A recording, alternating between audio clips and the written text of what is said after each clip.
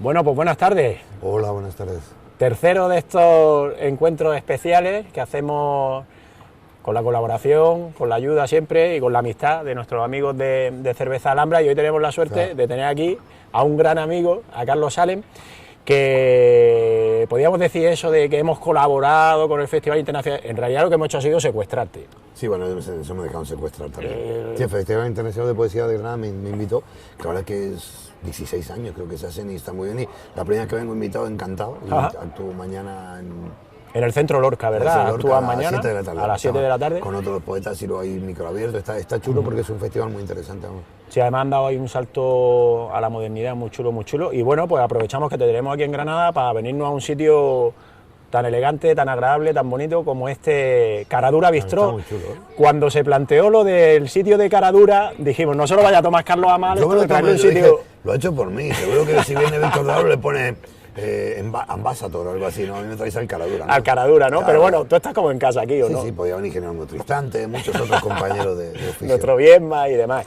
Bueno, aquí es verdad que estamos como en casa, ¿no? Este es un restaurante que montó aquí en esta terraza un buen amigo, que es Álvaro Arriaga, y del que ahora, bueno, pues vamos a conocer un poquito más.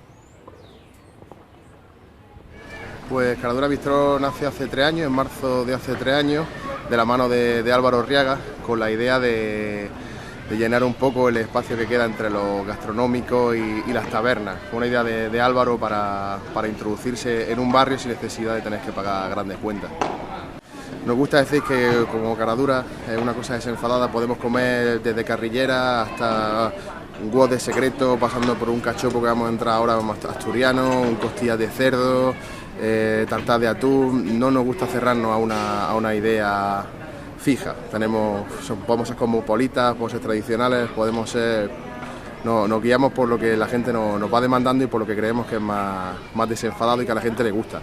En este caso nos gustaría destacar esta terraza que estrenamos ahora mismo, llevamos 2 días con ella abierta y creemos que es un punto a favor de los locales, que no estamos en el centro, pero podemos ofrecer, gracias a no estar en el centro, este tipo de facilidad y de punto a favor, como esta terraza que tenemos aquí. Pues invitaros a todos aquí a Caradura Bistró, en este caso también podéis venir a Caradura Garden, que es nuestra terraza. Estamos abiertos todos los días. En especial los invitamos a que paséis por aquí todas las noches de martes a sábado y que conozcáis nuestra terraza. Y Caradura, lo que es el bistró del restaurante, está abierto pues como siempre, el horario que hemos tenido siempre. Así que si queréis pasaros y aquí os esperamos. Bueno, poesía.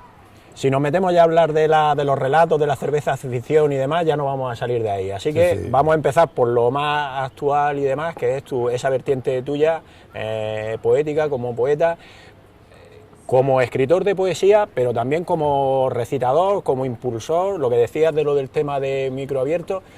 Ahí hay un montón de creación, pero también hay un montón de representación. ¿Cómo afrontas tú esa vida tuya como poeta? A mí la verdad es que muy bien. Lo que pasa, lo que me ha sorprendido es que hace a lo mejor 10 años que yo empecé a publicar novela y poesía casi simultáneamente. Ibas a un sitio y a lo mejor había los poetas de la ciudad y 10 personas que te conocían de casualidad de un blog.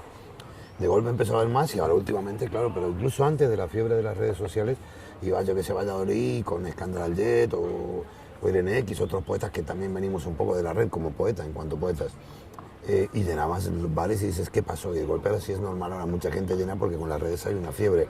En lo personal yo creo que es bueno, la poesía es el arte más democrático que existe. Cualquiera puede comprarse un libro de poemas o ir a una biblioteca, sacarlo y leerlo. No es largo, puede profundizar, puede despertar una sensibilidad o puede incluso intentar escribir poesía. Entonces es muy interesante. Y fíjate que ahí lo que estás diciendo de la red, lo interesante que es que siempre el viejunismo recalcitrante, ¿no? Tendemos a hablar de los peligros de la red que nos apartan de la lectura y demás, y sin embargo aquí se ha producido un efecto absolutamente contrario. Sí, ha habido una revolución de lectores, sobre todo mujeres jóvenes, chicas, pero también los chicos, que ha ido tirando incluso de otros sectores de edad y demás, y que es gente que ha decidido que quería leer y quería leer poesía y elegir ellas y ellos la poesía y no que se lo digan. Entonces justamente salir de aquello que te hacían aburrido en el colegio y mucha gente partiendo de Neruda, de Benedetti, de un montón de como referentes de Alejandra Pizarnik, que de golpe encontrar peña en las redes, digo como Irene X, Scandal Jet, Vira Sastre, yo mismo, ahora hay innumerable de gente. Luego también otro fenómeno que varios cantautores que son a la vez poetas comienzan a publicar, como es el caso de Marwan, Luis Ramiro, Diego Ojeda, Y aunque eso recibe algunas críticas, porque hay gente a la que nada le viene bien, en realidad lo que hacen es utilizar ese caudal de gente que ya tienen para que esa gente se acerque a la poesía. Y todo lo que te acerque a la poesía y a leer, malo no puede ser. Es todo lo contrario, de hecho han hecho mucho por eso, porque se active. ¿Qué pasa? Eso hace que se activen las ventas y entonces a la industria. Fíjate qué triste que se llame industria editorial, sí. Mercado editorial. Si fuera mercado todavía compras patatas, pero la industria son artículos en serie y obviamente que hay libros de poesía que son artículos de una línea de montaje, pero la gran mayoría no. La gente que yo respeto, siempre cuando dicen si esto es una moda, porque si hay fenómeno fan, que lo hay, pero más que fenómeno fan es que nosotros no hacemos pop, hacemos rock and roll. El rock and roll lo puede comprar el sistema, pero siempre empieza a patear las espinillas y si puede más arriba. Por lo menos la gente que yo respeto, que es mucha más que la que no respeto. Pero que yo creo que no es una moda en absoluto. Yo, por suerte, vamos, ayer estuvimos en el recital que dio Joan Margarit con Luis García Montero, que son dos clásicos y demás, lleno absoluto, emoción, no se oía una palabra, una emoción de esta que se cortaba el ambiente, la magia esa que genera la poesía que no genera otra, y luego claro, bueno, luego pues Soledad Morente y Antonio Arias que hicieron... Que estuvo maravilloso. Sí, bueno, aquello fue, la verdad es que de esos momentos mágicos, ¿no?, que se producen. Entonces, bueno, la verdad que me alegro, sobre todo, ya te digo, por la cosa esta que es el no estar siempre con el derrotismo de la televisión es mala, las redes son malas, todo es malo siempre, el sexo, ¿no?, es malo, y todo el mundo fuera, coño, es que no, es como... ¿Sabes qué pasa? Lo que ocurre es que realmente creo que se está dando un mestizaje muy interesante, que aunque los que hacemos y organizamos saraos lo liamos bastante, en realidad se está empujando a la realidad. Era como que había un mundo de la poesía de siempre, en el cual Luis García Montero, por ejemplo, siempre ha sido muy abierto a apoyar todos los movimientos, pero ha representado una parte, lo hizo un poco un referente para todos nosotros. Pero sin embargo ha representado una parte, o sea, desde la poesía el sentido positivo. Luego estaba la poesía un poco más renegada, más punk si quieres, y luego estaba una poesía underground un poco que la que representábamos muchos de nosotros, pero no porque quisiéramos. ¿Qué ocurre? El mestizaje es que de golpe el público muy joven, que a lo mejor no ha leído a García Montero, sí lo han leído, pero otros poetas, me va a ver a mí y si actúo con otra persona, entonces hay un juego muy chulo que también los festivales lo están potenciando, como es el caso del FIP, en el cual hay gente que a lo mejor va a ver a Escándalo al Jet mañana y de paso va a ver otro festival y entonces estás escuchando distintas voces poéticas y eso es bueno porque enriquece a la gente y enriquece a la poesía. Y la poesía ya no es la poesía se ha convertido en un arte popular que tiene toda su vertiente, incluso una poesía muy mística, muy elevada, cabe todo, como siempre ha cabido, pero es que antes nos decían que había... Vinicius de Moraes es un poeta, es un poeta reconocidísimo en su tiempo en Brasil y él escribía canciones de samba muy famosas, La chica de Ipanema, lo que se te ocurre, sin embargo era un poeta y allí no tenían problema en reconocerlo como un gran poeta. Aquí siempre hemos tenido como un poco... ¿Pero por el encasillamiento o por...? Yo creo que la poesía, yo creo que es una barbaridad, ¿vale? Aquí ha habido mucho poeta y mucho escritor que parecía que no tuviera agujero del culo, que no fuera el váter, que no fueran personas, ¿vale? Sí. Entonces tú dices, vale, qué bonito que esta poesía tan... Y no me refiero a lo etéreo de una poesía, sino a la actitud del poeta. Entonces ya, qué bonito, qué belleza, pero a mí que me vale que estoy yendo en autobús 2 horas a trabajar, a mí que me vale... En cambio, no quiere decir que... Pero hay poetas como Fonollosa, que es un poeta de la derrota, maravilloso, que recomiendo a la gente asomarse, que está hablando de cosas que a lo mejor, aunque son de los años 50, las compartes tú ahora, o un chico de 20 años, una chica. Entonces, esa desacralización está haciendo que la poesía pierda un poco ese tanto corsé, tanta enagua, tanta cosa, que a la hora de... Si te pones a quitar toda esa ropa, cuando lo has quitado ya te has quedado sin ganas. Entonces, es un poco... Lo digo porque me encanta provocar, ¿no? Pero... Oye, está muy buena, esta se ha terminado. ¿Se puede pedir otra o qué? A ver, por ahí ahora nos traerá Álvaro, seguro que nos trae por ahí otra cerveza. Qué buena, estoy haciendo el anuncio, qué buena está la Qué buena es. Bueno, pero es que que me contraten, la especial está... La poesía no da para comer, qué buena está la lámpara. Dice, para comer no sé, pero por lo menos para beber, para beber sí que nos da. Te iba a preguntar, ¿cómo metes la parte negra y criminal dentro de la poesía, que aparentemente deberían de ser, no te voy a decir que sean universos antagónicos, pero es verdad que a priori pues no pegan, no casan? O sea, todo lo contrario, fíjate que esa es una pregunta que me han hecho muchas veces, incluso... Gracias. Muchas gracias. Esta está de luto, vamos a aliviarle el luto a la... El luto a la cerveza, gracias. Gracias. El tema es que es al revés, yo creo que primero, yo lo he dicho un montón de veces, que seguro que me repito, si alguien se ha tomado un trabajo, que no creo, de leer las entrevistas de estos 10 años que llevo publicando, repito lo mismo porque no he cambiado de idea, la he revisado y me he ratificado en casi todo. Una buena novela negra primero tiene que ser una buena novela, eso quiere decir que tiene que estar bien escrita, tener alma, no en el sentido religioso, sino en el sentido de la intención del autor, tiene que tener un trabajo y tiene que tener una magia y una mística. O sea, que no sabes por qué has escrito eso. Es decir, que tiene que tener un montón de lirismo. Si no tiene lirismo, sería un documental, un reportaje. Entonces, la poesía está inmanente. O sea, por ejemplo, hay un montón de poesía en las novelas de Raymond Chandler. Hay una poesía seca, casi de disparo, en la poesía de Dashiell Hammett. Hay en Lawrence Block, que a mí me gusta mucho. Hay mucha ironía y humor en... ¿Cómo se llama este que murió hace poco? Que era... Ay, no me acuerdo el nombre, que hizo como 50 novelas. Ya me lo recordaré. Y siempre hay una poética. Sí, o sea, creo que todo novelista tiene su poética. Incluso, por ejemplo, Hemingway, que aparentemente es seco, hay un montón de poética en esa sequedad, en ese ritmo, en esa musicalidad. Entonces, en esa cadencia que lleva. Y luego, si hablamos de rap, pues ¿qué vamos a decir? Vamos, es que más negro que eso no hay, claro, el 85% de las novelas, ¿no? Aparte de la temática es como... O sea, yo no escribo poesía negra ni muchísimo menos en el sentido de... Porque me parecería que sería insultar a la poesía. Yo escribo sobre la vida, pero es que la realidad es una novela negra. Yo estaba escuchando informativo hace un rato del hotel, porque no había escuchado noticias hoy, y digo, hostia, otro follón de... otra trama, yo de qué voy a escribir. Voy a empezar a escribir novelas de amor, porque lo negro ya está saturado. Si vivimos en una mafia, o sea, yo cualquier día me encuentro una cabeza de caballo en mi cama, ¿sabes? Y luego, no sé si muchas de las cosas que están pasando, y ya no te digo de lo truculento, que lo truculento siempre al final la vida no lleva, ¿no? Pero mucho de lo que está pasando, si tú lo cuentas en una novela, dices, joder, es que te has pasado, es que estás exagerando. Entonces llega un momento y dices, mira, vamos a dejar para la parte que ya no es ni siquiera de sucesos, ¿no? Que es para la parte de política y demás, toda esa trama negra, y vamos a contar la vida de la gente normal, que creo que acaba siendo bastante más interesante, ¿no? Sí, lo que ocurre es que fíjate que como la realidad es tan abrumadoramente negra, tan criminal, fíjate que el paradigma, yo creo que para todos nosotros los que escribimos novela negra en español, el paradigma, hay varios, pero en España es sin duda Vázquez Montalbán.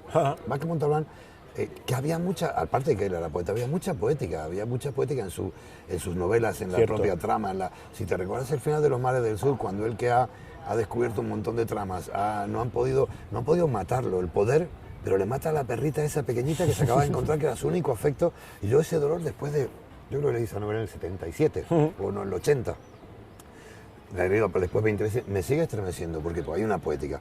Vázquez Montalbán era capaz de contarte lo que había ocurrido hace 3 años, y no se quedaba viejo. O sea, si tú vivías fuera de España, entendías la transición. Y si vivías acá, si echas la mirada y relees esas novelas, entiendes los pelotazos, el puyolazo, todas estas cosas de ahora, entiendes leyendo esas novelas. Pero es que la realidad deja atrás, porque es que es increíble lo que se ha hecho. Claro. O sea, realmente todo el país se ha convertido en una gran Valencia en el sentido bufo de la Valencia de la corrupción. Todo el país, todos somos Valencia. Y es verdad que en la primera edición del festival que hicimos, que hablamos... Había que prender el fuego al muñeco y al Minox, ¿no? Y ya está, y empezar a reconstruirlo de nuevo. Solamente la infanta, ya sabes. Ajá. Efectivamente. Y su marido, ya veremos, sí. Ya veremos por dónde sale. Claro, fíjate una cosa curiosa, esto se transmitirá poco. Igual estoy equivocado, ¿no? Pero al tipo que se mostró el culo en Eurovisión, que yo no lo veo, pero es inevitable cuando ves aunque sea resúmenes de noticias en el teléfono, creo que le pueden caer 5 años de cárcel por mostrar el culo. ¿Ah, sí? Sí, y a Urdangarín, que lo dio por culo a todo el mundo, pues por ahí de Rosita. Entonces, ¿cómo puedes escribir una novela negra? Mi novela negra, más que tratar de la corrupción, siempre ha tratado del individuo, de lo que el sistema le hace al individuo, tomado con cierta ironía a veces, aunque se viene una época dura. Advierto que de aquí a 3-4 años empiezan a salir novelas mías muy duras porque me apetece explorar el lado duro. El lado oscuro, el lado mortífero que tiene el hombre común. Lo sórdido, ¿no? Vamos a hablar un poco de la parte esta de... Porque me acuerdo en la primera edición del festival hablando de si... De Granada Noir. De Granada Noir. No haces el anuncio bien, tío. Ahí, efectivamente. Estás preocupado más de Alhambra que de Granada Noir. Hay que diversificar. Hay que vender ahí productos. Claro. Ahí hablábamos del tema de de eso, de si la corrupción y demás daría para una novela, y tú advertías de, ojito, con tirar de información de periódico, porque eso se puede quedar viejo. Entonces hay que tomar una cierta distancia y bueno, ver cómo evoluciona la cosa y luego convertir esa realidad en material literario, ¿no? Es decir, lo hemos comentado a veces, Marc Cary ha hecho venganza con sus novelas, no ha hecho novelas muy rápidas con las de su trilogía de la crisis, pero es verdad que son venganza pura, ¿no? Claro, no la novela en sí, pero si la gracia de la novela es contar esto, ya se quedó vieja. Claro. Si la gracia de la novela, ¿por qué no te pasa, perdona que te corte, ¿por qué no te pasa de moda Vázquez Montalbán? Con El sueño eterno, con Los pájaros de Van Gogh, con todo eso. Porque te está contando algo que es la historia, ya es historia. Él te la contó mientras se hacía. En cambio, a lo mejor habría que, pero con una altura literaria tan bien disimulada por humor y por poesía, que a ti no te creías que nadie te estaba adoctrinando. Marc Caris me encanta, aparte tengo no diré una amistad, pero nos hemos cruzado en tantos festivales en Francia que hemos hecho un buen, aunque él no habla una palabra de español y yo no hablo nada de inglés, pero es nuestro pobrísimo francés, y alguna vez lo he comentado, le digo, me encanta, digo, pues le digo, hablando esto de y él me decía, es que Vázquez Montalbán... Claro, hombre, es verdad que Vázquez Montalbán es el top, ¿no? Pero bueno, luego, sin embargo, yo de Marc Caris, por ejemplo, leí la de los Juegos Olímpicos y creo que esa no caduca, ¿no? No caduca. Sin embargo, esta de la crisis, que son, ya te digo, que yo creo que son más bien venganza literaria, ¿no? Sí, sí, sí. Entonces, bueno, está bien ahí tomar esa distancia, y tú, sin embargo, has hecho una en la que arremete contra la telebasura, el fenómeno este de la televisión que no cesa, y yo, sin embargo, creo que eso no pasará de moda, porque ese es un fenómeno que, por desgracia, nos viene acompañando tanto tiempo y que está bien poner ahí el acento. Pero ¿sabes qué pasa? Lo curioso es que esa novela mía fue la novela mía que tuvo más prensa, una buena, la verdad es que estoy muy contento, porque aparte de haber sacado, ya con ellos saqué Muerto el perro, saqué El cielo no hay cerveza, saqué Relatos Negros, y ahora he sacado, pues sí que hablamos luego de Cuando mi sombra te alcance, que es el renacimiento, pero sigue siendo rey, pero con la segunda parte, con el rey ya emérito, y aparte he reeditado mis 3 novelas anteriores que saqué con Salto de Página ya se caducaron los derechos, y entonces yo decidí sacarla con él porque está unificando mi obra, hay un plan de sacarla en pequeñas entapaduras, o sea, la verdad que está haciendo un esfuerzo muy interesante. Entonces, ¿qué ocurre? El departamento de prensa es maravilloso, yo tuve entrevistas a cascoporro, pero es tan importante el poder de la prensa del corazón, que aunque todo el mundo le daba morbo, no pasaba de ahí. Claro. ¿Por qué? Porque en el fondo tenemos una conciencia culpable. Yo digo, en la promoción de esa novela lo sigo diciendo, pues lo repito, yo sitúo datos del nacimiento de la prensa del corazón hacia el año 95, cuando sale este programa que era El ¿Qué me dices? Y estaba el famoso tomate, que me acuerdo cuando el tomate este lo quitaron, o tómbola, toda la gente dijo, bien, bien, y luego estamos peor que entonces. Eso ha hecho más daño que la corrupción política. Y te explico por qué. Yo no sé si te lo habré explicado cuando habremos hecho alguna entrevista anterior, cuando la vez anterior que vine. Del 95 a esta parte estamos hablando ya de 22 años. Es decir, cualquier chico que haya nacido en esa época o que tenga 27 o 30, se crió sabiendo que ponerte cachas y tirarte una famosa, ir a contarlo a la tele, o hacer el garrulo en Gran Hermano y que luego te paguen 2, 3, 4 mil euros por ir a un programa una y otra vez, es mucho más lucrativo que lo que haces tú y que lo que hago yo. Y entonces ha degenerado, yo no soy moralista, ha degenerado ¿cómo lo diría? La concepción de metas. Cuando yo vine a España, los chicos querían ser astronautas, bomberos, ahora quieren ser tronistas. Sí. Y eso es culpa de Jorge Javier y toda esta gente y de los periodistas o pseudoperiodistas que son cómplices de este crimen. Y es un crimen, porque el corrupto va a ir a la cárcel. Pero esto no... Pero ellos sacan libros, claro. Se dan de escritores, venden miles de libros, porque la gente va como oveja a comprar un libro que sabemos que no ha escrito este futuro juguete roto, que es como llama la mujer esta, la Belén Esteban, que en una entrevista iba a sacar más votos casi que Zapatero en su momento. Entonces, en una encuesta, ¿cómo puede ocurrir eso? Eso claro. Es que por eso ocurre, el traslado de eso es lo que ocurre luego en las elecciones. No porque votes lo que quieras, sino porque no tenemos un puto criterio. O sea, Sálvame dura 5 horas. ¿Cómo un gobierno, el que sea, permite conceder una licencia de telecomunicación a una televisión sin exigirle que haya unos supuestos concretos? La telebasura, si te doy tal porcentaje en tal hora, sácame cultura. No, aquí te lo doy, no me trates muy mal, ni me jodas en informativo, y así me religen otra vez. Y así es el ya concepto podemos, que ha habido siempre. Sí, claro, por eso está bien que la literatura, no te digo yo denuncie, que lo mismo la palabra denuncia de la literatura puede sonar a otra cosa, pero sí que hable de esos fenómenos pues que están ocurriendo, ¿no? Y que lo haga con distancia, con criterio y demás, y con fuerza. Y luego tú has hecho, me sale un gallo como el de Eurovisión, pues tenemos aquí los bulanicos. Te entrenamos, tío. Tú has hecho una cosa que a mí me parece absolutamente maravillosa, que es crear un... Fíjate qué paradoja, que ese chaval, que a mí no me gusta su canción y me parece bastante hortera y todo, por un gallo, y toda la gente que está en esa industria que se mete mogollón de pollo de cocaína no sale en la tele ni le pasa nada, ¿vale? Y ahí, no pasa nada. Y volquetes de puta a los políticos, no pasa nada. Ese chaval por el gallo queda enterrado. Ya para toda la vida. Te decía, tú has creado lo mismo suena un poco pomposo, pero es un universo mítico, ¿no? Es decir, tú tienes una serie de personajes, una serie de universos, tienes una prosa, tienes un universo tuyo que yo creo que cualquiera que haya leído algo tuyo, si coge un cuento de los que has escrito tú sin saber que es tu nombre, tarda medio minuto, media página, 3 párrafos en saber que es una obra tuya, ¿no? Has creado una serie de personajes maravillosos que se van dando la vez, una y otra vez, unas veces pues el escritor, otras veces los que vienen, los que van viniendo y demás. A mí a veces creo que son personajes mucho más reales que muchos personajes de la realidad. Sí, porque renuncias o sea, yo creo que hay un...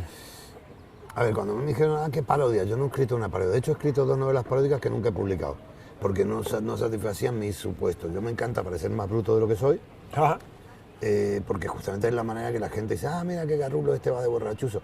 Obviamente que he leído más de lo que parece, si no, no podría haber escrito casi 30 libros en 10 años, ¿vale? Entonces, creo que lo que nos hace bajar la guardia muchas veces es el humor, es la ironía, es el absurdo de la vida. Entonces, yo escribo ficción. La realidad está ahí y la sufrimos y la padecemos. Creo que escribimos ficción para curar lo que no podemos curar de la realidad. ¿Por qué triunfa la novela negra con personajes como los detectives que nunca pudieron existir? O sea, acabamos de hablar de Manuel Vázquez Montalbán, ¿vale? Y de Carballo. Carballo es un tipo que teóricamente en el primer libro mata a Kennedy. Luego fue agente de la CIA, antes estuvo preso por comunista y luego termina la transición de detective en las Ramblas. Sería imposible. ¿Y por qué es imposible? Es maravilloso porque te lo crees. O sea, lo importante de un novelista es que somos los grandes mentirosos, que dentro de toda esa mentira maravillosa terminamos colando alguna verdad. Entonces, cuando pasa con el caso de Petros, que a mí me encanta y me gusta mucho cómo escribe, la trilogía de la crisis es panfletaria. Y lo panfletario, aunque a veces es necesario, tiene seguidores, luego hablaremos de seguidores con respecto a la poesía, pero en realidad va contra el arte. Lo mejor es, para mí es mucho más subversivos, todo Cortázar, antes de sus cuentos panfletarios, y yo coincido lógicamente con él, que con los cuentos panfletarios. Por los cuentos más panfletarios de él no me convence, ya estaba convencido. Lo otro me hacía mirar al mundo con otros ojos y tomar mi propia decisión. Y ahí es donde ocurre el cambio de la persona. Entonces yo creo que el escritor no tiene una misión social, pero sí tiene una misión subversiva. Y para subvertir ese orden dominante, lo único que tiene que hacer es proponerte cosas y que tú decidas. Entonces ahí es donde ocurre que lo increíble se haga creíble. Por eso los personajes son más creíbles que sean imposibles. El rey... Bueno, pero es que ese rey, ahora hablamos de esa novela, pero luego yo te quería preguntar, cuando construyes uno de esos personajes, tú ya sabes que ese personaje va a ser para toda la vida, aunque luego posiblemente haya personajes que haya abandonado hace 5 años, pero que luego puedas retomar en otro futuro, ¿no? Es decir, yo leo personajes de los tuyos, que sea en un cuento, sea luego lo utilizas para la antología de Oscena, ¿no? que se publicó con Al Revés, ese tipo de que va a salir en cómic, dentro de un cómic va a salir esa historia. Entonces, ese tipo de personajes que tú creas, yo me imagino, ¿no? Que habrá algunos que dicen, bueno, este va a tener corto recorrido, pero este otro me va a acompañar siempre, casi. ¿Sabes que hay un truco? Que el personaje que te acompaña siempre es el que no crece. Cuando empiezas a escribir, toda la gente te pasa manuales, libros, o si quieres escribir guiones de cine, cosa que yo ya he desistido, pero más que nada porque entre que yo escribo una historia para mí maravillosa y que se realice pueden pasar 15 años, igual estoy muerto o aburrido. Pero alguna vez haré una adaptación de cine, encantado. Si alguien quiere adaptar una novela mía al cine, me avisa y yo... ahí aprovechamos y que salga, y lo una negociamos. visión muy cinematográfica, ¿vale? Pero lo que ocurre es lo siguiente, que ese personaje yo no sé si va a ser para siempre, pero sí sé que me va a servir para contar una historia. Entonces, cada escritor quiere... Yo creo que cada escritor decide qué escritor quiere ser. Ahí el escritor o escritora que lo que quiere es ser famoso, vender millones de libros, entonces escribe un bestseller pensando en eso. Y toda su obra no tiene que ser así de gordo y durar tanto los capítulos, porque ese es el molde que tú has elegido, que me parece lícito, aunque no legítimo, para mí, para utilizarlo yo. Lícito, porque no es ilegal, legítimo, porque me parece que eso es que es abundar un poco más a los carros, si no de caca, por lo menos de estiércol. Yo creo que un libro tiene que abrirte la cabeza, pero no diciéndote cómo pensar. Yo siempre quise ser un escritor semi-adictivo, que todo el mundo dijera, quiero un libro, termino un libro, quiero otro libro de este tío, entonces uno al año, o a veces 2, y me ha pasado con gente de la novela, por ejemplo, que luego a lo mejor gente que leía mis novelas y que sus hijas, sus hijos leían mis poemas y se han intercambiado, entonces eso es bueno. Entonces claro, yo soy el tipo, a ver, lo más parecido al tipo de escritor que quería, sí, que posiblemente tengo que explorar otros costados míos que me interesa también, pero esos personajes no están creados porque vayan a funcionar, funcionan porque están creados sin pensar en ello. Sin querer crear ningún tipo ni de arquetipo, ni nada por el estilo. Claro, bueno, por eso son al final tan humanos, ¿no? El de Camino de Ida, que creo que tú fuiste incluso del jurado que le dio el premio. Sí. Además, de ese ahora vamos a hablar. Nunca te he pagado el soborno ni nada. Bueno, pero eso ahora a la vuelta de 10 años está bien, ¿no? Pero que ese personaje que a todo el mundo le gusta, yo no puedo escribir una novela más sobre Octavio Rincón, porque Octavio Rincón si yo demuestro que no ha crecido, es un fracaso. Pues es el cobarde que todos llevamos dentro que se vuelve valiente durante un breve tiempo. En cambio, su compañero, que es Soldati, que es un personaje, un argentino un poco cara dura, es el tipo que sí va creciendo pero muy lentamente. Entonces vuelve a aparecer en Pero sigo siendo el rey, de una manera tangencial, tiene un papel casi no protagónico, pero secundario muy interesante en Muerto el perro, y posiblemente en alguna otra novela aparecerá. ¿Por qué? Porque es un personaje que no crece. Contra lo que te enseñan los manuales de guiones de cine, que el personaje tiene que crecer a lo largo de la historia, yo creo que el personaje mágico es el que no acaba de crecer nunca. De ahí Peter Pan, de ahí Robin Hood. O sea, Robin Hood cuando se va al castillo con Marian es un señor feudal, ¿a quién coño le importa? Robin Hood mola cuando están los árboles ahí para arriba y para abajo, cuando el fraile Tuc se vuelve obispo y empieza a tocarle el culo a los monaguillos, ya no nos interesa. Claro, sí. Es decir, el poder no nos interesa, nos interesa esa subversión, el que es capaz de hacer aquello que nosotros quisiéramos pero no hacemos. Y sin embargo, y es verdad, hoy antes de la charla esta, pues he aprovechado para leer uno de tus cuentos, el de Yo también lloré con Terminator 2. Claro, es que ese es un cuento que va a funcionar siempre. Yo me voy a poner la cazadora un momento, porque Que hace fresco, ¿no? luego me la vuelvo a quitar. Pero Ese, sí, luego te la tienes que quitar, pues tenemos que ver lo de los tatuajes, efectivamente. Los que se pueden mostrar, hay otros sí, que no, hay otros que ya no se pueden mostrar. la parte negra y criminal en el propio cuerpo. El micro no está todo bien, ¿no? Vale, Se oye, se sigue oyendo bien. Pues, eso. Yo lloré con Terminator 2. Sí. Claro, yo ahora me apetece volver a ver Terminator 2 y ser capaz de llorar con Terminator 2, o no. Pero bueno, lee un cuento que no tiene prácticamente una historia, una anécdota, una mera conversación, ¿no? Y sin embargo te define también ahí a esos dos personajes. Entonces, bueno, ya te digo, ¿no? Al final el Poe, pues una vez que lo conoces, además no tarda en conocerlo porque da lo mismo que lo conozcas en un cuento salteado, que en el principio de la primera novela que nació y demás, te lo crees y lo quieres acompañar y quieres irte a tomar cervezas con él. Le gusta mucho a la gente, incluso le gusta mucho a las lectoras, es muy curioso. Es un libro que la novela del huevo izquierdo del talento, que es, digamos, la fundacional de ese personaje, funcionó bastante bien, pero no funcionó todo porque era finita, le sacaron una letra pequeña y la gente creyó que era cuentos. Entonces, si llega a sacarse como novela, y te voy a dar una alegría, sabes que está hecha, ya terminada, pero de hace unos meses, la novela gráfica de casi 300 páginas, que se llama El huevo izquierdo del talento, por Quique Narcea, que es un director de cine alternativo y aparte de dibujante, y muy chula, y bueno, no sé, imagino que el año que viene ya verá la luz. Y el libro ya no ha vuelto a aparecer, el libro la editorial cerró, no por mi culpa, de hecho se hicieron ricos, pero no por mi culpa tampoco. Y la reconvierte. Y decidí hacer la novela gráfica, aunque la novela quiero sacarla porque tengo mucho cariño. Pero, por ejemplo, ese libro, el Poe es un personaje con un poco la parte dura, pero es que cuando se habla de la noche se habla siempre de lo mismo. De la cocaína, de las putas, de la misma historia que casi nadie conoce todo el mundo y no nos interesa. O sea, la noche está llena de locos y locas maravillosas. Yo, que suelo ir todavía bastante de bares, me sentado en una barra, un bar, han venido mujeres a contarme historias que me da igual si sean mentiras. Incluso en algunos sitios donde a veces me quito el pañuelo, porque tampoco sea tan conocido, pero en ciertos barrios sí. Pero hay gente que no te conoce, que no sabe que eres escritor y te cuenta su historia y se da igual si es una trola. Qué feliz es esa persona. O sea, que decir, la noche yo siempre sostengo, por eso en Relatos Negros, Cerveza Rubia, reivindico eso, es una compilación de los cuentos de Yo lloré con Terminator 2 y otro tanto de cuentos que no estaban publicados en el libro. La noche es el territorio donde nos ponemos la máscara, que es nuestra verdadera cara. Ajá. O sea, ahí queda eso. Si tú tienes un amigo que se pone muy loco y muy cariñoso y empieza a darle besos a los amigos cuando se emborracha, es que quisiera a lo mejor darle beso de 10, no se atreve. No pasa nada, es legítimo.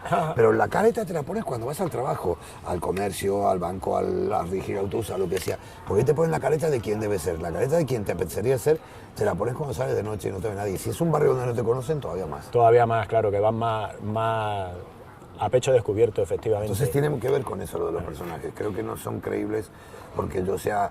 Y por una cosa más, los diálogos. A mí en los relatos míos casi siempre hay mucho diálogo. Y en las novelas, cuando el diálogo es algo que descuidamos mucho en España, o por lo menos estábamos descuidando, ahora ha mejorado mucho. Porque se vuelve pesado, se vuelve poco creíble. El diálogo es el momento mágico en el cual el escritor desaparece y hablan los personajes. Ahí se nota si el personaje tiene o no tiene voz propia.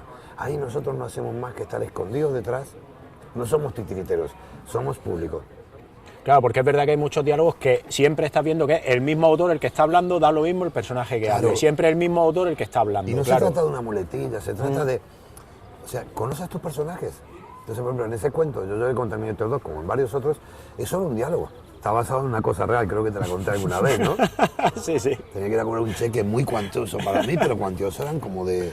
Pues era como de 3 euros el cheque, ¿sabes? Esa era la época en la que existían cajas de ahorros todavía. Sí, caja de ahorros muy pija, el barrio de Salamanca, pero un cheque de 3 euros, de 3 euros a la derecha, no a la izquierda, ¿vale?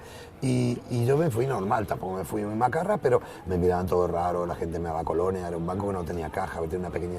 Entonces, la firma de uno de los de la editorial no coincide del todo. Me estaban dando mi vuelta, mientras tanto en un cubículo había una tipa, agobiando una chiquilla que se notaba que era, como la cuento, con un cabello en cola de caballo, eran unos mostradores de plexiglas, un vestido muy bonito, yo le estaba mirando las piernas por debajo, pero no de una manera guarra, pero bueno, entonces podía, y toda la gente llevaba traje, toda la gente era como que venía de esquiar o del Caribe, era todo como muy así, y yo tuve unas ganas muy grandes de esas mujeres tener una violencia física, no la chica, sino la vieja que la estaba puteando y no iba a trabajar nunca, y tuve ganas de meter los billetes cuando me pagaran en la boca, o de pegarle físicamente, de pegarle. Obviamente, o de llamarle la atención y digo, mira, no voy a cobrar, voy a ir preso, y el último día antes de verano colocarme a quedar sin cobrar. Fui cobarde y no lo hice, entonces lo hice en el cuento. En el cuento, pero fíjate tú, que lo fácil hubiera sido meterse con el banco. Que dejas tú ahí tu pildorita, ¿no? Pero lo fácil siempre es meterse, eso, pues con el banco. Y no, tú ahí lo que haces es defender a la chica, claro, a la cajera que está siendo violentada pues por una señora, pues eso, pues que la está forzando y que a mí me va a pedir tanto dinero para yo no necesito esto por un crédito, que no sé qué, y tú quién eres y no me conoces, ¿no? ¿Hablamos de las reglas sobre la cerveza ficción? Sí. No hay. Es que no hay, bueno, no hay, pero da unas indicaciones de en qué consiste, qué es eso de la cerveza ficción. A ver, eso fue una cosa que yo, mira, estoy tan harto de etiquetas, o sea, me dicen, no, tú eres un poeta canalla, no sé qué, no sé, no, yo soy poeta y escribo poesía, sí soy urbano, o sea, raro que escriba una flor en el campo, porque no voy yo con Cortázar, coincido pensando que el campo es el sitio donde los pollos tienen el descaro de pasearse crudos. O sea, para mí el campo me gusta 10 días, luego te van a pillar una metralleta y matar gente porque no hay bares abiertos. Todo demasiado bucólico, todo demasiado puesto en su muy sitio. Pequeño seguro me termino casando con la hija del alcalde o me empluman y me echan del pueblo, entonces no puedo estar ahí. Entonces las etiquetas me molestan bastante y sobre todo cuando vi el florecimiento de la etiqueta llegó casi a partir del 2000 y poco, fue donde el ansia de decir, la gente no quiere leer, dáselo todo mascadito y cortito. Entonces yo dije, me voy a inventar una etiqueta que fuera cerveza ficción. Ajá. Pero toda broma tiene mucho de realidad. Entonces, sí es cierto, cuando hice un pequeño decálogo, realmente sí, por ejemplo, un relato de cerveza ficción no es un relato que te esté contando de un tipo que va y se mete 7 rayas en un baño y se tira a una tía o la tía. Eso le pasa a todo el mundo o no le pasa y quisiera que le pase. La noche tiene otro tipo de magia. Los bares tienen otro tipo de magia. Ahí yo he visto cosas loquísimas en bares, pero cosas de todo tipo y un montón de historias que seguramente yo hago mágica o tú o cualquiera, no hace falta ser escritor, por la observación. Sí. Entonces, cuando eres escritor te pasa el típico tópico que vas a cualquier bar y te dice, uy, si yo le cuento mi vida, y te cuentan y su vida es una mierda, o sea, es una mierda, es una tontería. Lo que es, donde hay novela es donde no te dicen que hay novela, claro, donde realmente alguien te cuenta cosas inverosímiles. Entonces, esa es la parte de la cerveza ficción, o sea, jugar con esa, que no da moralejas. No siempre ganan los buenos, casi nunca ganamos los buenos. A mí eso me pasa mucho. Si empatamos, mucho, ya nos pedimos otra ronda y nos vamos sin pagar. Y ya vamos bien. A mí eso me pasa con los autobuses, por ejemplo, ¿no? Me gusta mucho pegar la oreja, aparte de los bares, lógicamente, bueno, pero sí, me gusta mucho los autobuses, ¿no? Pues la gente cuenta cosas en los autobuses y habla, y parece que sí, es maravilloso, ¿no? Porque hay de verdad que ves esas pequeñas cositas que definen la vida de una persona, ¿no? Y que te transmiten esa sensación de realidad. Navona, tenemos aquí. Te doy una pequeña cosa que te cuento. En esta novela, en El cielo no hay cerveza, hay una cosa que solamente la sé yo. Un día voy con mis editores de entonces, de Salto de Página, fuimos a comer, fuimos a un bar eran las 4 de la tarde, y nos tomamos un cubatilla, típico, normal, no era un sábado, y se encuentran con un amigo de ellos de hace mucho tiempo, del colegio mayor, no me acuerdo bien la historia, era un poco el camarero, el que me imagino era el amigo golfo de ellos cuando estudiaban, ¿no? Supongo que creo que trabajaba en la cafetería, o eso quiero recordar, y era un poco el que conseguiría los porrillos, dejarle pasar las cosas ilícitas. El caso que el tipo era un tosco así, parecía un personaje medio tocho, y entonces dice, ¿qué pasa, tío? No, dice, ¿dónde estás? Dice, estuve 5 años trabajando de portero en un puticlub. Dice, y te digo una cosa, no es tan romántico como parece. me miraron diciendo, este hijo puta lo mete en una novela seguro, porque parecía un diálogo escrito por mí, y eso lo dijo el tío tal cual. Yo no creo que a nadie le pueda parecer romántico trabajar de portero en un puticlub, ¿vale? Entonces, ese tipo de cosas es lo que dices tú. Claro. Romero, Gonzalo Torrente Malvido, que tuve la suerte, el hijo mayor de Torrente Ballester, que era el calcogolfo de su padre, tuve la suerte de conocerlo, tratarlo durante bastantes años, y él iba siempre con libretitas, apuntando. Y se metía detrás de la señora del autobús en el mercado porque le encantaba pillar las alocuciones, lo que la gente decía, las cosas que la gente se murmuraba mordiendo por el costado mientras sonreía. Sí, esas cosas son maravillosas. A mí el otro día, yo en el barrio en el que vivo, en el Zaidín, hay mucho de ese tipo de conversación, ¿no? Y el otro día me acuerdo de una señora que dijo algo sobre una forma de llevar un bolso que pensé, ahora cuando llegue a casa la apunto y se me olvidó, claro. y ya la he perdido, ¿no? Y era una cosa fantástica sobre una manera determinada de llevar un bolso que yo no había oído nunca en mi vida, ¿no? Entonces son esas cosillas que le dan ahí ese punto. En el cielo no hay cerveza, relatos de cerveza ficción, Navona. Y ahora tenemos la buena noticia de que 10 años después, en 10 años... Un poquito menos. Por ahí, pero son cerca de 30 libros, 29 libros, ¿no? 29 libros. Sí. Pero hacemos un arco perfecto porque de Camino de Ida, que fue el origen de la novela, yo creo que además que fue prácticamente cuando nos conocimos, ¿no? Porque coincidimos en Semana Negra de Gijón y demás. Aquello otro universo mítico que tantas cosas buenas nos ha dado a todos, muchísimo, ¿no? Muchísimo. Yo siempre hablaré maravillas y todo lo bueno que hay a hablar de Semana Negra de Gijón, porque yo para mí ha sido el sitio... Nacieron muchas cosas ahí. Y yo ahí es donde me he educado como presentador. Este festival que nosotros hacemos nace de haber estado tantos años yendo allí a Gijón, las amistades que hemos hecho y demás, y luego lo muchísimo que hemos aprendido sobre libros, sobre literatura y demás, ¿no? Y ahora, 10 años después, vuelve a Camino de Ida.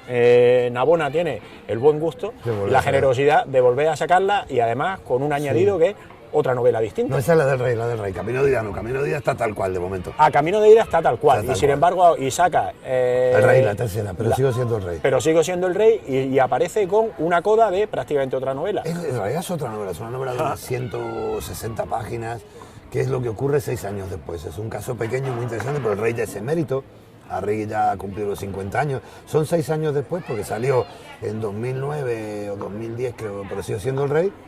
Entonces son 6 años después, cuando yo la escribí. Y Arregui es el típico personaje que no crece nunca, o sea, creo que los personajes se parecen a uno, ¿no?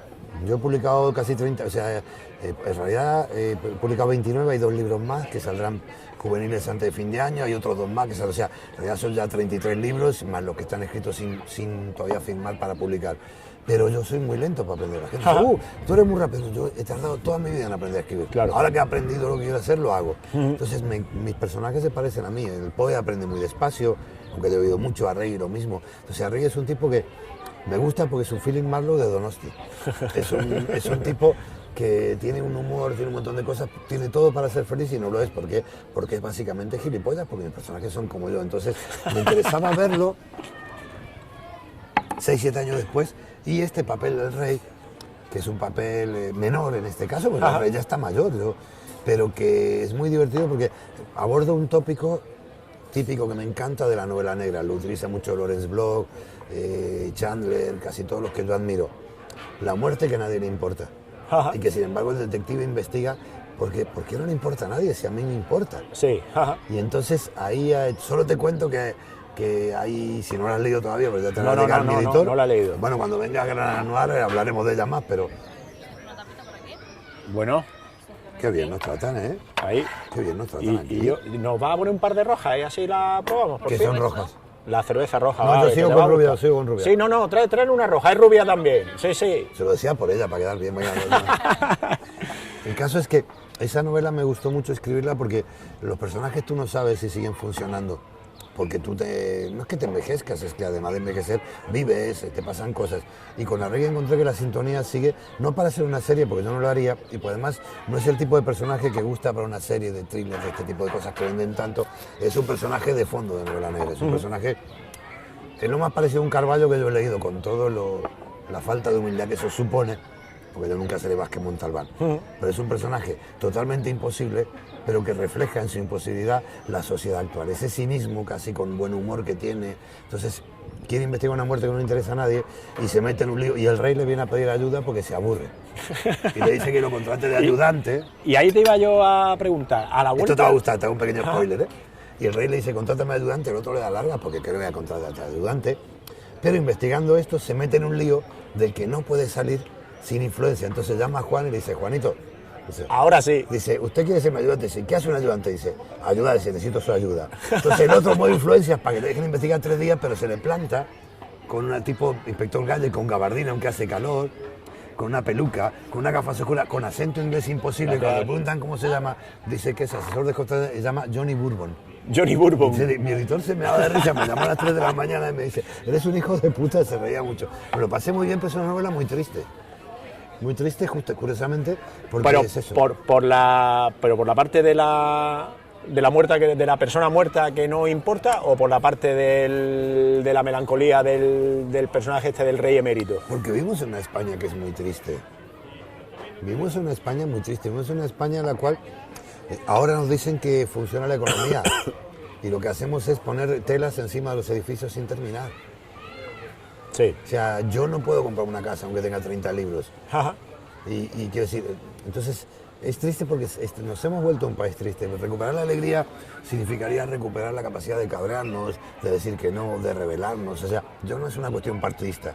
¿Cómo puede ocurrir todo lo que escuchamos todos los días en la radio sin que salgamos todos a la calle? Sí, eso la verdad es que... Pero para cada cosa. Eso es un gran misterio. ¿Cómo O sea, ha pasado todo lo que ha pasado sin que haya contestación ninguna? Caían señores y señores que han trabajado toda su vida tirándose un balcón, pues se quedan sin casa. ¿Por qué no salimos tú y yo y todos los millones de españoles, me considero español ya, porque llevo más de media vida viviendo aquí, ahora que decir, esto no lo hicimos, no es una cuestión de partidos. Sí, sí, sí. Nos tragamos lo que sea mientras podemos tomar nuestra tapita deliciosa, nuestra cervecita. Y decimos que suerte que no somos Grecia o Portugal de momento, aunque Portugal no gana hasta en Eurovisión. Gana el Mundial de Fútbol sí. Y la Eurocopa y la Eurocopa y la Eurovisión. Y la Liga. ¿Qué Liga? Bueno, Cristiano, pero esto que se bueno, vale. Es que me sí, encanta sí, provocar, sí. ¿sabes qué? Te cuento una cosa, estoy bastante harto de hacer una declaración pública. Toda persona que me vuelva a decir que le parece raro que sea el Madrid, siendo rojo como soy, la mandaré a la mierda, porque me parece tan absurdo que tú no puedes hacer del club que quieras. Es que hasta que eso tenga que llevar su etiqueta, tiene mala sombra, ¿eh? Anda que no hay fachas y golfos en los palcos de todos los clubes de todos lados, pero bueno, pero quiero decir que es eso, ¿no? Que me ha hecho gracia porque hasta gente que no sospecha decía, no te pegas ser de Madrid. Sí, a mí me pasa igual, ¿eh? Yo también soy madridista, lo que pasa es que yo soy poco futbolero, soy más de baloncesto y me dice... Pero tú por la cuestión lo mismo. de genética, tío. ¿Qué remedio? Claro. Y te iba a preguntar, a la vista de lo que ha ido pasando con el rey, ¿volvería a utilizarlo como personaje o seguramente lo utilizarías más que nunca como personaje? De hecho, en esta novela tiene un papel, fíjate que en esta novela corta, pero es corta porque en realidad tenía una subtrama que yo no la desarrollé. Posiblemente dentro de un año o dos, para seguir completando esa obra, le agregue esa subtrama, porque es independiente, pero engarza muy bien, ¿no? Con el momento de Arregui y con el momento de España y demás. Que es la muerte de un tipo al que todo el mundo quiere ver muerto. O sea, combina que tiene que investigar al mismo tiempo, en 4 días 2 muertes muy distintas. ¿Qué ocurre? El rey ya está mayor. El rey se pregunta, como cualquier hombre anciano, si su vida ha valido la pena. Pero el rey sigue siendo más sabio que Arregui, porque sabe reírse. Ajá. Mi rey. No Sí. sé si don Juan Carlos, como se llama, don Emérito, como se llama. Claro. Pero mi rey sigue teniendo esa capacidad de reírse que tenía en la primera, aunque se ríe menos porque es más viejo. Y cuando eres más viejo miras más hacia atrás porque para adelante tienen menos. Pero aún así sí, posiblemente sí, pero obviamente que su papel sería muy determinante, no lo puedo poner en una persecución. Claro. Pero en esta novela tiene un par de papeles, el papel que yo siempre le he reservado mentalmente a los viejos, a los ancianos, el papel de una cierta sabiduría, de un cierto... Yo la he cagado tanto que he aprendido muy poquito, pero lo comparto contigo, ¿no? Digo, pero aprovecho... digo en su caso, porque Sí, digo, ya aquí no hablo de política, yo siempre he dicho que soy republicano, nací en una república, y mira cómo está mi república, quiero decir. Ojalá el problema fuera el rey, mira qué fácil es de quitar. El otro día estuvimos viendo El Clan, la película de Pablo Trapero, de un mafioso sí, allí que sí. secuestraba a gente, una cosa inenarrable. Dicho lo cual, vamos a hacer una cosa, ve probando tú la tapa esta, Venga. que yo voy a ir buscando mientras un par de preguntas por ahí. Pero es que con la pinta que tiene esto es como para... Tú ve ahí y yo mientras voy Pero buscando comer así una... en directo en... Yo creo que está bien. A ver, pues es que Pero teníamos está muy bueno. un par de preguntas. Una nos la hacía Pilar. y decía: quería decirle al Bukowski de Malasaña y al Sabina de la novela negra, Joder. me encanta ese lenguaje canalla de tus poemas y tus novelas. En una de tus entrevistas leí que decía: hay poetas de los cojones, sin cojones para escribir lo que piensan y que acaban escribiendo lo que deben. Sí. Danos algunas pautas para soltarnos de eso que nos encorseta y escribir con esos ovarios de los que hablas, para escribir lo que queremos y olvidarnos de lo políticamente correcto. Joder, y además háblanos de tus cursos de Skype. Joder, es un puto poema. Tiene que ser alguna amiga que quiere... Bueno, se ha portado bien, ¿eh? No, lo que pasa es que eso de hay poetas que es de un poema, ¿no? Que hice yo una vez, pero sí es cierto que no hay pauta, no hay pauta. Lo que pasa es que es eso, o sea, a ver, ahora mismo hay una tendencia peligrosa. Yo defiendo muchísimo las redes, defiendo la horizontalidad, la democracia de las redes, la democracia horizontal, de que cualquiera pueda publicar y ser leído por miles de personas. Defiendo que haya un montón de chicos y chicas que quieran hacer cosas, en algunos casos casi Paulo Coelescas, que para mí es delito, él, pero ellos no, porque si luego, pero bueno, pero si tu objetivo es solo ganar dinero y ser famoso, o sea, ¿para qué escribes poesía? Claro. Yo escribo poesía para, como decía mi amigo Gonzalo Torres de Malvido, porque no me aguanto a mí mismo. Entonces la manera de decir, no me aguanto, pero lo digo en público y entonces como hay más gente que no se aguanta, nos comparamos y no estamos tan jodidos. Yo sé por qué escribo poesía. No para decir qué bonito es abrazarte, un abrazo es lo más bonito del mundo, aunque me parece lícito decirlo, pero ¿de dónde partimos a partir de ahí? Si nos pasamos 10 años diciendo eso, nos quedamos solamente en una parte que va quedándose a partir de los 13, 14, 15 años, cuando la vida es muchas más cosas. De tomar postura, es la vida, es el amor implica tomar postura, la valentía para hacer, para construir, para muchas cosas. Entonces, yo no hay ninguna pauta, hay que decir lo que quieres decir. Y si te equivocas, te disculpas y no repites el error. Hay que cometer errores nuevos, que es lo que yo defiendo en un poema hace años, que es mi dogma. Yo estoy aquí para cometer errores nuevos. Y digo, y necesito de tu ayuda indispensable para cometer errores nuevos. Le digo a una supuesta mujer de la que en ese momento yo quería, o sea, ideal, ¿no? Necesito de tu ayuda indispensable. Yo quiero cometer errores nuevos, entonces es eso. Lo demás... tener los ovarios, no hay que decirlo, absolutamente. Uy, a ver si me llaman machista, uy, a ver si ahora he escrito unos poemas feministas porque creía que eran necesarios. Y eran necesarios para mí, o sea, eran necesarios para mí y hay gente que me sigue y se encuentran ellos, genial. Entonces hay gente que me ha dicho, poca, y es que tú es que porque quieres quedar de buen rollista. Yo nunca soy buen rollista, tampoco soy mal rollista. Siempre he salido lo que me ha salido de los huevarios, de ahí los ovarios. De los huevarios. Lo demás no me acuerdo de qué iba, pero básicamente era eso. De los talleres de los talleres de Skype. Aunque ahora luego vamos a terminar con la parte de la poesía y demás, pero bueno, lo de los talleres de Skype yo creo que es interesante también. Sí, lo que pasa es que estoy haciendo poco porque hay un problema. A ver, el problema es que yo viajo mucho, no paro. Entonces estoy haciendo algunas asesorías de novelas, más que talleres. Talleres suelen ser más talleres suicidas, que le llamo yo, que junto un fin de semana en Madrid a 15 personas máximo, 10 es lo ideal, y estamos 14 horas en 2 días hablando de poesía, escribiendo poemas, revisando poemas, volviéndose loco. Entonces o dejas la poesía para siempre, o cambias tu poesía para buscar más cosas, o sigues haciendo lo de siempre. Y qué bien que hice un taller con Carlos Salen y qué bonito. Y que salió. Lo hago lo más barato posible para que pueda todo el mundo, pero que también me compense en mi fin de semana, que quedó destruido por otra semana. Y por Skype estoy haciendo algo, pero me gustaría hacer por Skype cuando puede ser algo colectivo. Cuando puedes ir a hacer con un grupito de 5 o 6 personas, porque no hay nada que te enseñe más que el error del otro. Si tú ahora me cuentas un problema sentimental, seguro yo te daré el mejor consejo del mundo, porque estoy aprendiendo del tuyo. Ahora, para mi puta vida, me lo tendrá que dar otra persona o tú, porque yo solo no la soluciono. Está bien. Ve dándole al otro y voy a leer otra pregunta. Esta nos la hace Belén. Y dice: Carlos, ¿como cuánto de fracasado debe estar un buen protagonista de una buena historia noir? ¿Todavía sorprende, para bien o para mal, que sus versos se graben en camisetas y se pinten en los muros de institutos? En este caso, van 2, te la hago ahí.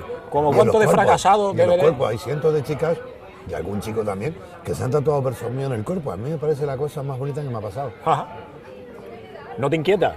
A ver, te cuento que cuando al principio, hace 4 o 5 años, chicas preciosas mandaban versos míos en su espalda, en su muslo, en su culo, claro, me ponía tontorrón, obvio. Pero cuando ya fueron 8, 9, 10, empecé a sentirme responsable y digo, joder, que no es que lo haya escrito sin pensar.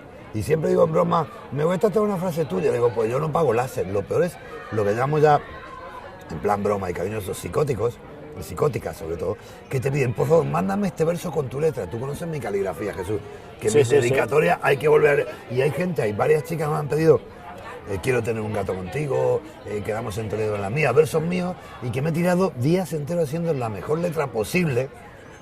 para mandársela para que se lo tatúen y se lo han tatuado con mi letra. Eso ya es jodidísimo. La primera parte, ¿cuál era la pregunta? La de cuánto de fracasado hay que ser para ser un buen protagonista de una historia policial. Si te fijas, historia casi anual. todos mis protagonistas no son fracasados, son gente que tiene todo para triunfar y no triunfa porque no quiere. Porque no quiere. Incluso Octavio, de Camino de Higa, representa al tipo que nunca se ha arriesgado y como nunca ha decidido, nunca se ha equivocado. Pero cuando el Rey empieza a ganar es cuando se atreve a equivocarse. Pero todo lo demás, Arregui es un tipo que tiene talento, atractivo físico, inteligencia, es casi genial como policía y podría haber llegado donde quisiera. Y no es feliz porque es un triste, pues sigue culpando de la muerte de su novia de la que él no tiene una culpa. El Poe es un tipo que triunfó muy joven como poeta, luego como periodista, luego como novelista. Y que se siente un Rey Midas al revés porque todo lo que toca lo convierte en mierda. Él se cree así. Pero también es un triunfador que no sabe triunfar. En realidad es todo lo contrario. El poeta, la de Muerto el perro, Pilar, Piedad, es una mujer. Vamos, es que España en sí misma, vamos, esa pues Piedad. Esa novela está yendo en Francia, que salió hace un par de meses, muy bien. Creo que una incluso novela... es candidata a algún premio, me han soplado, precandidata. Les está encantando. Porque aparte, cuando yo pensé ese personaje de Piedad, de Muerto el perro, yo pensaba en Catherine Deneuve a los 50 años.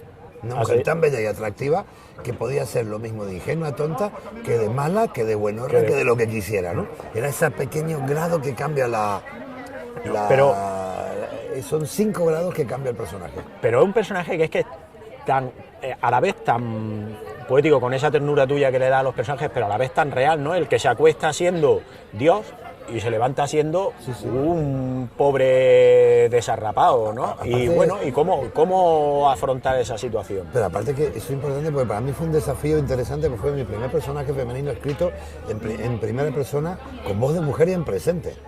Cuando yo lo terminé lo mandé como unas 30 larga, casi 40, de lectoras, amigas, ex, madre de ex, un montón de gente en la que yo confío en diversos grados, aunque luego haré lo que quiera. Y porque dije, a ver si me he pasado. Y a todas les encantó y me dijeron que en la parte sexual le hubiera gustado que le diera más caña. Que yo lo que tenía miedo. O sea, que ahí te cortaste, ¿no? No me corté yo. A ver, lo que pedía de historia. Sí. Es absurdo que el típico ejemplo de la película que el tipo ha herido 4 tiros en la pierna. Cuando tienes 4 tiros en la pierna, no echas un polvo, lo que quieres es dormir, ¿vale? Y si llevas 5 días huyendo por las cloacas, quieres ducharte. Entonces no jodamos.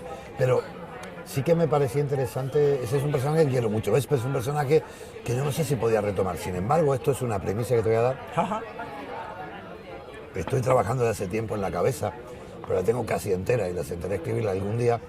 No es la segunda parte, pero una coda, una continuación, para mí muy interesante, de Matar y guardar la ropa. Yo sé que es una novela favorita tuya, hombre, pero que estará protagonizada no por Juan, sino por el viejo número 3. Bueno. Que vuelve a Madrid a tapar las huellas de su yerno, y que en ese camino, por matar a la gente que está en la empresa esta de asesinos, el segundo muerto que tiene descubre un niño ciego de unos entre 8 y 10 años, y cuando está por matarlo, que es el hijo del que ha matado, sabe que lo va a matar a alguien, y entonces no sabe qué hacer porque él está defendiendo a su futuro nieto y se lo lleva mientras va matando gente por toda Europa, y son el abuelo y el nieto, teóricamente, recorriendo juntos la vida y la muerte, pues no olvidemos que el viejo número 3 está muriendo, caminando juntos. Caminando juntos, bueno. Y es una novela que le tengo muchas ganas y está escrita en la cabeza. En la cabeza. O sea, lo que es el tono, la música, que es lo importante está. Y la anécdota o el intríngulis me falta nada, me falta sentarme y que me apetezca. Posiblemente este verano o el año que viene la terminaré. Y sacarla. Como vamos a terminar con poesía, cuéntanos un poco, esos tatuajes nuevos que tienes ahí, ese que es incomprensible a simple vista. Try Again, que yo no hablo inglés. Lo que pasa es que yo ahora llevo 10 años publicando, 8 casi a 9, trabajando exclusivamente, viviendo de esto y por esto, más por esto que de esto, pero bueno, sobre mal vivo, como yo además me administro fatal, lo sabe cualquiera que me conoce, con lo cual eso no es bueno en ningún caso, salvo que hagas un super bestseller, pero aún así estaría... Te lo habrías gastado igual. Yo no pago por aquello que no cobro, ¿sabes? No me drogo, bebo algo, tampoco tanto últimamente, pero bueno, es mi problema, no pasa nada. A lo que voy. A veces te dan los bajones, o sea, vivir tiene un precio, vivir como tú quieres tiene un precio que a veces es muy alto. Y entonces yo odio ese lloriqueo, ay, no, tú has elegido Entonces yo me he hecho este toque Estrella Gay y está hecho al revés. Ajá. Entonces, ¿qué ocurre? Cuando me siento yo, igual luego te leo un poema sobre eso, pero si no, ya te leeré otro. Cuando yo me siento así como, ay, qué pena, ay, he perdido el amor de mi vida, lo perdí porque fui infiel, porque fui un cabrón, ¿vale? Me lo merecí. Ese tipo de cosas. Entonces me voy frente al espejo del baño, hago un corte de mangas y esto lo leo yo, ¿vale? Y te lo ves enterito ahí dedicado. Es a mí. Sí, Inténtalo sí, otra sí. vez, sigue intentándolo. Ajá. Más cositas que. Esta es una que obra de tienes arte por que me ahí. ha hecho María Cabañas, que es posiblemente la gran tatuadora de España en este momento, que en Esa México no me lo quise lo hacer. estará cogiendo ahí En bien. México me lo quise hacer, pero no es que no me atreví, es que entonces María Cabañas, que es Justo Mis Arte, que es una tatuadora con la que Ajá. tenemos ahí un proyecto a medias para el año que viene muy interesante, me hizo esta porque era la que yo quería un diseño de ella, no quería lo que haya por internet.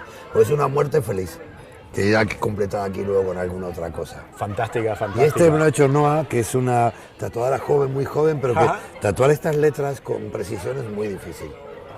Y luego este lo tenía de antes, este es el título de mi primera esos son novela. dos Y este es clásicos. el nuevo, pero está todavía en working, porque es que esto es... El dibujo es el de mi último libro de poemas, con un Ajá. pájaro de menos, pero es va a ir completándose con un emblema militar de un cuerpo de élite. Eso es que el- parece un parche de. de parece militar, un pero parche, todavía, sí, sí. todavía le faltan los cordones, todo. Es Vengadores de Pájaros, que es el Vengadores único, de Pájaros. el único ejército al que yo me enrolaría. Tengo Sí, alguno más, pero no podemos mostrar aquí ese horario para... No, no, esto es para horario los menores. todavía infantil, todavía hay luz y todavía no. Yo que soy muy pájaro y me gusta mucho el pajarerío ese de Sí, sí. el mundo de, bueno, por ahí lo decían los Sabinas y tal, ¿no? Los pájaros de cuidado y demás, por ahí además, Sí, sí, con mi anda cuate que somos ahí buenos pájaros. Vamos a terminar, si os parece, ya. pues ya casi que llevamos ya Hay una una pregunta hora. más, lo que tú me digas, tío. Vamos a hacer una poesía, pero cuéntanos Sí, sí, el proyecto este fantástico, bueno, ya sí. por tu orden, por el que Sí, tú ay, prefieras esto para es terminar. No, mira, esto es una cosa muy pequeña que presentaré mañana en el recital y haré unos meses, pero es una cosa muy pequeña y muy grande al mismo tiempo, porque la idea era que yo quería hacer unos poemas que hablaban de mujeres, de la mujer, de una visión. Entonces, Marta Oltra Saltana, que es una pintora excelente, amiga mía, con la que tengo mucho cariño, me une muchas cosas, ella solo está pintando mujeres. Entonces, yo le pedí sus cuadros, los llené de poemas e hicimos unos mapas poéticos que son como pósters, Ajá. que se abren, entonces tienen poemas míos inéditos, que luego en el libro con imágenes suyas, y cada una tiene un póster Se convierte en póster. con un poema. Entonces, esto lo presentaré, pero hemos hecho una edición limitada, 200, 300 como máximo, no va a estar en librerías, Pero las ilustraciones son pero mira, fantásticas, es ¿eh? muy, muy buena. Además Y- se van complementando a Entonces, quien medida quiera que se tener un póster, abren. lo tiene allí. Entonces, eso más que venderlo, vamos a recuperar el coste, porque Ajá. como no pasa por ninguna editorial, porque no hemos querido, o sea, los poemas sí saldrán en mi próximo libro, pero las imágenes... Las imágenes que son ahí una mezcla entre toque de Picasso, de ese ella expresionismo mucho, ella alemán. tiene mucho de Picasso y mucho de Frida. Sí, sí, que sí. se nota que adora a Frida. Y son excelentes, fíjate qué trabajo. Y luego son dedicados a gente, sobre todo dedicados a lectoras Sí, jóvenes, sí, lo que pasa es que, a ver, esto no es tanto sin consciente. necesidad de etiquetar, ¿no? Que No, hablábamos. la antes. realidad es que a veces haces las cosas y luego te das cuenta porque las haces. Yo me di cuenta que empecé a escribir poemas, no exclusivamente sobre mujeres, sobre la problemática de la mujer, porque yo no creo que perro viejo no aprenda trucos nuevos. Entonces tú tienes que ser coherente con tu idea política del mundo y tu idea política del mundo tiene que ver con tu idea poética del mundo. Entonces yo nunca me he considerado machista. Y he intentado no serlo, y cuando yo he dirigido empresas, las mujeres han cobrado lo mismo que los hombres, nunca he maltratado, pero aún así he sido cómplice como todo, como tú, como cualquiera, de un montón de... Esto de los micromachismos que hace 4 o 5 años me parecía una tontería, me he dado cuenta que existen. Y que seguimos llamando coñazo a algo que es malo, Sí. y que es la polla algo que es bueno, cuando Sí. yo, para mí es todo lo contrario, ¿vale? Quiero decir, entonces, aunque sea por pura coherencia, y te das cuenta de que hay un retroceso importante que nosotros por generación no vemos, y es que las chicas más jóvenes están volviendo a tener cosas que sus madres quizás no tuvieron. Que los novios les miran los móviles y las chulean y las putean y a veces hasta les pegan. Que le están... O sea, frente a una gran liberación sexual hay como una especie de retroceso en los derechos de la Ajá. mujer. Porque a los hombres jóvenes y a los hombres en general nos da miedo que la mujer sea libre. Que la mujer pueda querer a otra mujer. Y entonces, ¿cómo se reacciona? Con violencia. ¿Qué puedo hacer yo ante eso? Poco. Pero ya que tengo mucha gente joven que me lee, compartir, aunque sea de una manera no dogmática, pero ni panfletaria, pero sí más militante, lo que pienso, Entonces, por ejemplo, con Adrián Navarro, que hicimos un disco que se llama Tu Nuevo Vintage, hay una canción que se llama Tu Próxima Viuda, que quien se la descargue de Spotify, todo el dinero de ese libro hasta fin de año, de esa canción, que no es mucho, pero si son miles será, va a ir para Mujeres Unidas contra el Maltrato. ¿Por qué? Porque creemos que los dos coincidimos en que hay que ser coherente. O sea, no te vale la excusa de que tengan nuestros padres. No, yo que me criaron así. Me criaron así, pero es que yo no soy así. Yo soy como quiero ser. Muchas gracias. Entonces, estos 4 mapas poéticos, que a 5 euros, no irán a librería, irán a recitales que yo dé y cuando se acabe, se acabaron. Son un poco para eso, para que la gente en lugar de colgarse un póster de un cantante, se cuelgue un póster que les recuerde, no pues se vaya a recordar yo, que si se identifican con ello, lo que es ser mujer hoy en España, que es mucho más difícil, incluso para las jóvenes, aunque parezca que es más fácil. Que es más fácil. Va a haber un retroceso importante. Y con esto es con lo que decimos que ya podemos anunciar que te vamos a tener en el Granada Noir 3. Sí, sí. Y con un monólogo que no voy a copiar a Fernando Marías, pero nunca seré tan bueno como él. Pero Fernando me enseñó en Berserk, que es uno de esos inventos de Fernando Marías, que sí, maravilloso, que es que es un creativo incansable. Siempre que tiene alguna locura nueva, lo bueno es que me llama a mí, con lo cual eso me halaga. Entonces me pidió y yo hice poemas eróticos, pero quería que hiciera un monólogo, como conté una historia de un cuento que no está escrito todavía, lo tengo en la cabeza, y es un relato muy cortasariano sobre el deseo, sobre todo, pero que también es negro. Entonces lo conté en Berserk y en directo en el Teatro Alfil, creo que es, y le gustó mucho a él, y dije, mira, lo voy a ensayar, y como viene ahora este verano Juan Guinot, que es un escritor amigo argentino, que hace monólogos para chicos, pero también para adultos, vamos a hacer en Madrid una cosa muy chula, este verano, y me servirá ensayo, y en Granada Noir, si me invitas, claro que sí, hombre, por supuesto que sí, de poesía, voy a hacer ese monólogo. Y con permiso de Fernando, que es el que ha abierto el camino a que los escritores también hagamos monólogos, no como actores, que él lo dice muy bien, sino como narradores. Que es como contadores de historia. Magistralmente. Y Él da miedo, lo he visto en Valencia la semana pasada y da miedo. Sí, porque era echar un Jack el Destripador. Yo con no dar risa me conformo. Fernando es el gran innovador. Aparte de un escritor, si tú lees La Isla del Padre... La Isla del Padre es una novela...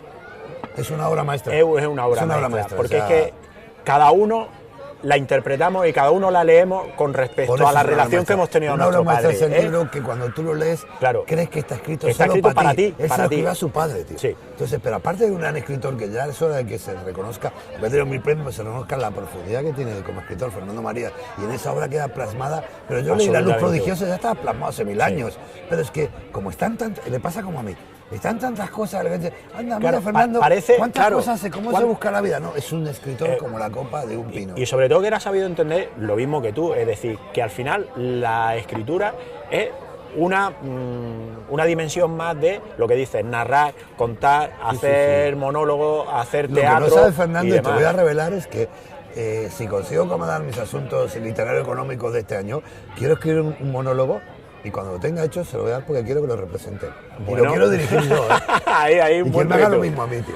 Oye, pues vamos a terminar leyendo un poema. Brevemente. Preguntan Macarena y Pilar que dónde se pueden conseguir los póster poemas. Mira, los póster poemas, estos yo mañana voy a estar en el Centro García Lorca a las 7. A las 7 de la tarde en el Centro García Lorca. Que está Escándalo Ayer, que os recomiendo, que es uno de los grandes poetas de este país. Aparte de un gran amigo, pero del que es mucho más que yo, pero lo aprendo todo el tiempo. Sergio Escribano, que es un gran poeta que lleva aquí la Slam Poetry. Y hay una, Laura Sam, y seguro lo digo mal, lo siento, creo que es Laura Sam, pero es que ahora mismo no tengo los papeles, que la conozco a ella, pero la he leído, pero creo que es Laura Sam. Si lo he dicho mal, me perdonáis. Y estaremos a partir de ahí, y yo llevaré 10 o 12 que he traído, porque traigo muy poquito, porque estos son muy poquitos, cuando se acaben, se acabaron. Vale, pues ahí lo sabemos. Y mira, te voy a decir dos. Uno, Guarrete, de lo mío, que es lo que... ¿Qué quieres, largo o corto de lo de las mujeres? Estamos en tiempo, todavía la noche no ha terminado de caer, aunque ya se ha llenado la terraza por todos lados, así que tú lees el que... Voy a alimentarme un segundo porque tanta cerveza... Sí, además eso es, que ya llevamos 3 y ya empieza... Lleva 2 meses sin beber, ¿eh? No me harás sentir culpable ahora por haber abierto la veda de la cerveza. El lunes empiezo otra vez el sábado empiezo otra vez a... Bueno, ¿te ha gustado la roja esta o no? Está muy rica. Son más de rubias, pero... Rubias naturales y vocacionales, que son las mejores. Que es una manera de ser, efectivamente. Mira, me sé uno de memoria, yo tengo un libro nuevo que está terminado, y que saldrá, yo calculo, en algún momento después de verano o el año que viene, pero saldrá relativamente pronto, que el título es un verso de una canción de Charly García, que es uno de mis cantantes favoritos argentinos, que es Solamente muero los domingos. Ese es el título profesional. De aquí que lo publique igual se lo cambio, pero posiblemente ya no. Y que tiene diferenciado una parte de poemas de amor, una parte de poemas tristes y una parte de poemas vitalistas, ¿no? Que llaman que merezca la alegría por todo lo que nos pasa. Y hay un poema corto que es de los pocos que me sé. Ya sabes que yo gracias a Dios soy ateo, pero cada tanto... Y luego de ahí tiene una parte, guarrilla, que te la cuento luego, porque al sexo femenino en Argentina se llama la cara de Dios. Pero yo no lo pensé esto cuando escribí el poema. Se llama Revelación y dice: cada vez que llueve 3 días seguidos en Madrid, empiezo a creer en los milagros. Cada vez que pasas 3 horas seguidas en la cama, empiezo a creer en los diluvios. Puesto a creer en lo divino, creo en tu piel. Y soy el único caso conocido de un profeta ateo que no se queda ciego tras asomarse a lo prohibido. Cuando me corten la cabeza por perverso o por hereje, solo pido que la dejen caer entre tus piernas. Eso, y que cuelguen del pomo de la puerta un letrero de no molestar durante toda la eternidad. Ese es uno del libro, que es el Ahí que está, sé. bueno. Y de esto de los mapas, hay uno que, si tienes tiempo, y si no, vamos a leer uno más corto. Uy, ya hemos hablado de los tatuajes, ¿me puedo poner la chupa? Sí, Frío, sí, tío. pues ya va pegando la rasquita. Lee de el la que naina, quiera, Lee el que quieras. Es que hay uno aunque que me sea gusta largo. mucho, porque sabes que hay mucha... Mira, lo bueno de tratar con gente muy joven es que primero tiene una avidez de conocimientos y luego te sorprende, porque de golpe vas a decirle a alguien, tú sabes y sabes más que tú. Y otra gente que no sabe, no hay una humillación, hay un juego. En esta religión cristiana en la que nos hemos criado, siempre se ha hablado de Adán y Eva. Los textos mosaicos hablan de que Dios, antes de hacer a Eva, hace de un trozo de barro, lo parte en 2 trozos iguales y hace hombre y mujer a su imagen y semejanza. Hace a Adán y a Lilith, la primera mujer. Lilith no quería ser madre por decreto. Lilith a la hora del sexo se ponía arriba porque quería decidir cuándo se quedaba embarazada. Y además sospecho que Adán era rapidito para el asunto. Entonces, ¿qué pasa? Todo esto sabemos que son interpretaciones políticas. Se crea el mito de Lilith con la mujer que si no quiere ser madre, ¿para qué existe? Entonces, que si se acuesta con demonios, que si se la llegan a convertir en la primera vampira porque teóricamente la echan del paraíso, y esto no me lo invento yo, esto está, y va a vivir al inframundo y folla con demonios y se alimenta de sangre de bebés porque una mujer que no quiera ser madre tiene que ser un monstruo. Entonces, ese es el cambio de un patriarcado que había a un patriarcado del que hubo, mito, ¿no? Entonces, a la siguiente mujer le quita una costilla a Adán, hueso cerca de la billetera, en la época que usaban trajes, y entonces la mujer empieza a ser un suplemento del hombre. Y este poema va de eso. Llama de barro y hueso, y toda la serie llama Mujeres de barro y hueso, porque son las mujeres que pinta Marta. A ver si lo puedo ver aquí. Soy la primera mujer, hecha del mismo barro que la imagen y semejanza de un Dios que nunca me quiso comprender. Me echaron del paraíso por no aceptar como obligación la maternidad, por ponerme arriba en el placer y a la misma altura que el hombre a la hora de fundar la humanidad. En realidad, me desterraron por pronunciar la palabra prohibida. A él le fabricó un suplemento a partir de una costilla. Ella no era del mismo barro y aún sigue pagando demasiado por el hueso aquel. A sus descendientes las condenaron a quitarse una costilla para salir en las revistas. A mí me pusieron como ejemplo de lo que una mujer no debe ser. Dijeron que te hacía con demonios y que me alimentaba de sangre de bebés. Lo de los demonios puede que fuera cierto, pero es que los ángeles son tan aburridos y no saben tener sexo sin pedir perdón después. Me desterraron por pronunciar la palabra prohibida. Fui la primera vampira, el monstruo al que había que temer. El borrón en el cuento perfecto del creador, el peligro de desobedecer. Por lo que sea a ella, la de hueso y a sus descendientes, tampoco les va muy bien. Las matan porque quieren o por no querer. Les pegan más, les pagan menos, las fabrican en serie teñidas de obediencia y las condenan a rebajas si se apartan del modelo. Debería reírme de ellas, pero no. A veces pienso que el hueso y el barro no se diferencian tanto. Distinto material y el mismo polvo al final de los comienzos. La otra mujer, al fin y al cabo, era mi hermana y que el hacedor se meta donde le quepa. su imagen, su semejanza, su perdón que no quiero, su árbol de la ciencia y su juicio final. Total, más ya no nos puede castigar. Por eso he venido a recordaros, hijas de Eva, la palabra prohibida, la que debéis repetir y gritar y grabaros en la piel y usar cuando queráis que dejen de escucharos con desdén, la que a mí me costó el paraíso que perdí y doy por bien perdido, la palabra no. Usadla cada vez que os simplifiquen, cuando os digan cómo debéis vestir o desnudaros, a quién debéis amar y de qué modo, cuando os pongan límites o pretendan compraros el dolor. Y siempre que os obliguen a decir que sí, mi barro y vuestro hueso dirán no. Y cuando os pregunten dónde habéis aprendido la palabra prohibida, decidles que os enseñó vuestra querida tía Lilith. Esa es un poco la historia. Bueno, es un poco largo, es menos divertido. No, que pero otros míos. es maravilloso. Yo creo que es un magnífico colofón para esta charla que hemos tenido. Muy entretenido, la verdad. Nos ha caído la noche, se ha llenado todo de gente de esto que estaba vacío. Así que si te parece, brindamos Con y Alhambra. nos vemos mañana recitando Nos en el vemos Centro mañana Lorca. a las 7 y a en las octubre 7, aquí. Y en octubre aquí estamos de vuelta. Muchísimas gracias y saludos a todos. Gracias.